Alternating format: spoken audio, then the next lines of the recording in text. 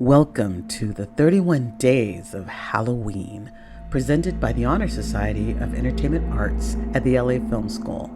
I'm your host, Angel, and this is The Legacy of Fear, a journey through the evolution of horror and films that shaped our darkest imaginations.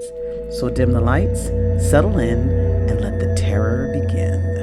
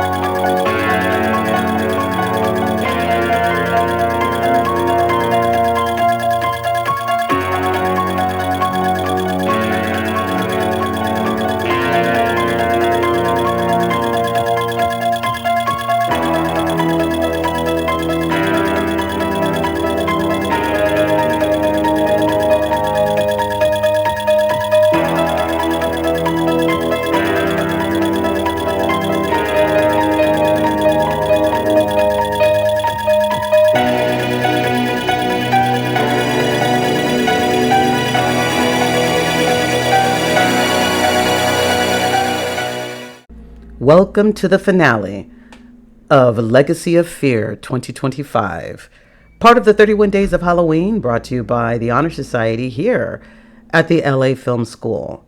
I'm your host, Angel, and today we are where modern fear began, with a mask, a knife, and a quiet breath, the shape. This is Halloween. Long before candy buckets and porch lights, Halloween grew from Samhain, a night when the veil between the living and the dead thinned, spirits wandered, and people warded off the unknown with lanterns and disguises. Over time, America turned that old fear into a neighborhood ritual. Kids in costumes, parents on sidewalks, a promise of safety in the glow of porch lights. Then, 1978 happened. John Carpenter and Deborah Hill took the safest place we knew, the suburbs, and asked, what if the danger is already here? No haunted castle, no gothic crypt, just your street, your house, your babysitter. Halloween 1978 rewired the genre with a few simple tools. The Steadicam's eerie glide, a masked blank face, and that minimalist ticking score that sounds like your heartbeat when you know you're being watched. Why did it work? Well, there's the shape of Michael Myers, almost mythic, a human body with inhuman purpose. Not a taunting villain, a presence, and an eerie one at that. There is the point of view and negative space. Carpenter turns the frame into a trap. Half the fear is where he isn't until he's actually there. Then there's the score, metered, relentless, childlike, and predatory. Halloween is set with a sound that even to this day is mythical and known everywhere. It's one of those few movie scores that you know it when you hear it, and you get the tingling if it's dark and you hear it. Laurie Strode. Jamie Lee Curtis gives us a final girl with nerves, wit, and heart. Not invincible, not unafraid, maybe not even particularly brave, but resourceful and refusing to die. And the shockwave, a micro-budget indie film, becomes a phenomenon. Suddenly, the slasher template crystallizes. A faceless killer, a community in denial, a resilient survivor. Copycats bloomed, some great, many unforgettable. but Halloween remained the reigning crown. It built not just an iconic image, it built a franchise, it built a legacy. There were the Loomis years, 1978 to 1982, where we saw Halloween, the birth, Loomis's whisper, I met this 6-year-old child, the shape vanishes into the night. And Halloween 2, same night, hospital corridors, the sister, the retcon that deepened the mythology for a generation. Then, in 1982, there was Halloween 3, the season of the witch. A divisive film for the fans. No Michael Myers. This was a swing about masks and media mind control. Misunderstood then, but has now become a cult classic. The legacy continues with further myth building in 1988's return of Michael Myers and Halloween 5 in 1989. We return to the mask, the small town, and this time the niece, as we create the same energy that we started with and return to the mythos that created Michael Myers. Then in 1995, there's Halloween, the curse of Michael Myers. Filled with cult lore and the Thorn mythology, this one was controversial, messy, and very divisive among fans, influencing fan debate discussing the canon of Halloween mythology. Then we have the Legacy Reckoning, 1998 to 2002. H2O in 1998 was Halloween 20 years later. Laurie comes back, older, haunted, ready. A sleek late 90s reset that reframed trauma log before it was trendy language. It brought the lore back to center and brought the fans exactly what they were looking for. In Resurrection 2002, the influence of the early reality TV era was in full swing. This one is widely debated, but notable for showing how the series bent with the times. Not many people talk about this one, but it is out there. Then we have the Rebirth and Reinterpretation, 2007 to 2009, when Rob Zombie steps in and gives Halloween his interpretation of what horror should look like. Grit, psychology, class rage, not Carpenter's shape in the shadows, a hulking, wounded face. It was divisive. It was bold. Again, this one is out there.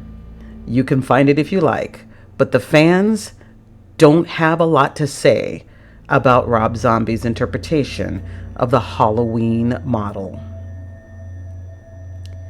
Then there's the modern trilogy, 2018 to now. Halloween 2018, a direct sequel to 1978, erases all prior canon to focus on the impact. Laurie as a survivor, as a protector, and a steel-spinned avenger. It was celebrated as a return to the Halloween mythos. In 2021, Halloween Kills, mob justice, communal trauma, evil dies tonight as a mirror of hysteria. Interestingly formed and framed at a time that mirrored where society was. Then in 2022, Halloween Ends, a polarizing finale that asks, is evil a man or something a town breathes? Imperfect, daring, and unforgettable. Jamie Lee Curtis gives horror its trauma arc. From bookish babysitter to generational guardian to a woman confronting the thing that tried to define her. Laurie's evolution is an emotional spine of the franchise. why we care who lives behind those locked doors.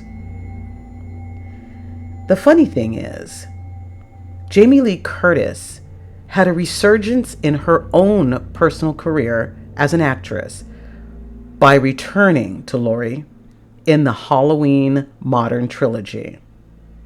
You can see her in many films and series, on streaming and in the theater, and she even won an Academy Award. Congratulations, Jamie. We love our Laurie Strode. Michael Myers is less character and more concept. The randomness, the silent terror that nothing ever sees and no one ever feels perfectly safe. He's the blank mask we hang our fears on, the dark stranger in the dark, the knock at the door. The most successful representations of Mike Myers in the Halloween saga is when we never see his face. Anytime we attempt to unmask Michael Myers, the film, the story, the makers of the film reap the repercussions from the fans, one way or another.